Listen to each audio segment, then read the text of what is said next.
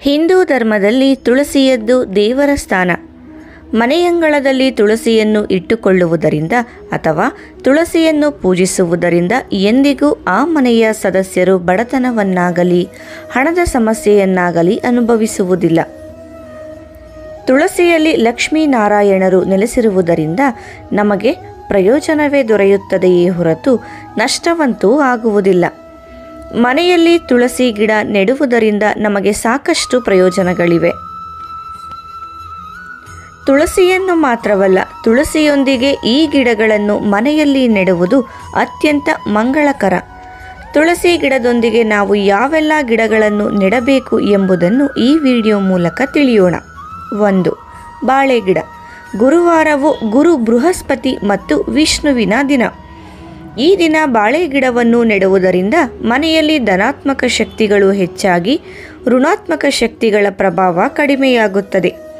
ಬಾಳೆ ಗಿಡದಲ್ಲಿ ಭಗವಾನ್ ವಿಷ್ಣು ನೆಲೆಸಿದ್ದಾನೆ ಎಂದು ಹೇಳಲಾಗಿದೆ. ಗುರುವಾರದ ದಿನದಂದು ನೀವು ಬಾಳೆ ಗಿಡವನ್ನು ಪೂಜಿಸುವುದರಿಂದ ಸಾಕ್ಷಾತ್ ಶ್ರೀಹರಿಯನ್ನೇ ಪೂಜಿಸಿದಷ್ಟು ಪ್ರಯೋಜನವನ್ನು ಪಡೆದುಕೊಳ್ಳುತ್ತೀರಿ. ಶಾಸ್ತ್ರದ ಪ್ರಕಾರ ತುಳಸಿಯ ಗಿಡದೊಂದಿಗೆ ಬಾಳೆ ಗಿಡವನ್ನು ನೆಡುವುದರಿಂದ ಹಣದ ಸಮಸ್ಯೆಯಿಂದ ನೀವು ಮುಕ್ತಿಯನ್ನು ಕಂಡುಕೊಳ್ಳುತ್ತೀರಿ. ಬಾಳೆ ಗಿಡವನ್ನು ಯಾವಾಗಲೂ ನೀವು ನಿಮ್ಮ ಮನೆಯ ಮುಖ್ಯ ಬಾಗಿಲಿನ ಬಲಭಾಗದಲ್ಲಿ ನೆಡಬೇಕು ಹಾಗೂ ತುಳಸಿಯನ್ನು ಎಡಭಾಗದಲ್ಲಿ ನೆಡಬೇಕು. 2. ಶಮಿ ಗಿಡ.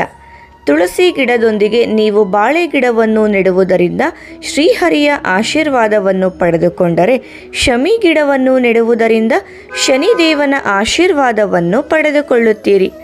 ತುಳಸಿಯೊಂದಿಗೆ ಶಮಿ ಗಿಡವನ್ನು ನೆಡುವುದು ಅತ್ಯಂತ ಶುಭ ಹಾಗೂ ಮಂಗಳಕರವೆಂದು ಪರಿಗಣಿಸಲಾಗುತ್ತದೆ. ಆದರೆ ನೀವು ಶಮಿ ಗಿಡವನ್ನು ಶನಿವಾರದಂದು ವಿಶೇಷವಾಗಿ ಪೂಜಿಸಬೇಕು. ಈ ದಿನ ತುಳಸಿಯನ್ನು ಪೂಜಿಸಬೇಕು. ಇದು ನಿಮಗೆ ಶನಿ ಮತ್ತು ಲಕ್ಷ್ಮಿಯ ಕೃಪೆಯನ್ನು ನೀಡುತ್ತದೆ. ಧಾರ್ಮಿಕ ನಂಬಿಕೆಗಳ ಪ್ರಕಾರ ಶಮಿ ಗಿಡವನ್ನು ಪೂಜಿಸುವುದರಿಂದ ಮನೆಯಲ್ಲಿ ಸಂತೋಷ ಮತ್ತು ಸಮೃದ್ಧಿ ಹೆಚ್ಚಾಗುತ್ತದೆ. ತುಳಸಿಯ ಜೊತೆಗೆ ಶಮಿ ಗಿಡವನ್ನು ನೆಟ್ಟರೆ ಮನೆಯಲ್ಲಿ ಸುಖ ಶಾಂತಿ ಹೆಚ್ಚಾಗುತ್ತದೆ ಎನ್ನುವ ನಂಬಿಕೆ ಇದೆ. 3. ಕಪ್ಪು ಧಾತುರ. ಧಾರ್ಮಿಕ ನಂಬಿಕೆಗಳ ಪ್ರಕಾರ ಕಪ್ಪು ಧಾತುರವು ಭಗವಾನ್ ಶಿವನ ವಾಸಸ್ಥಾನವಾಗಿದೆ. ಈ ಕಾರಣಕ್ಕಾಗಿ ನಾವು ಮನೆಯಲ್ಲಿ ಕಪ್ಪು ಧಾತುರಾದ ಗಿಡವನ್ನು ನೆಡಬೇಕು. ಮನೆಯಲ್ಲಿ ಕಪ್ಪು ಧಾತುರವನ್ನು ನೆಡುವುದರಿಂದ ಜೀವನದಲ್ಲಿ ನೆಮ್ಮದಿಯನ್ನು ಪಡೆದುಕೊಳ್ಳುತ್ತೀರಿ. ಅದರಲ್ಲೂ ನೀವು ತುಳಸಿಯೊಂದಿಗೆ ಕಪ್ಪು ಧಾತುರ ಗಿಡವನ್ನು ನೆಡುವುದರಿಂದ ಹೆಚ್ಚಿನ ಪ್ರಯೋಜನಗಳನ್ನು ಪಡೆದುಕೊಳ್ಳುತ್ತೀರಿ. ಧಾರ್ಮಿಕ ನಂಬಿಕೆಗಳಲ್ಲಿ ಇದನ್ನು ಅತ್ಯಂತ ಮಂಗಳಕರ ಸಸ್ಯವೆಂದು ಹೇಳಲಾಗಿದೆ.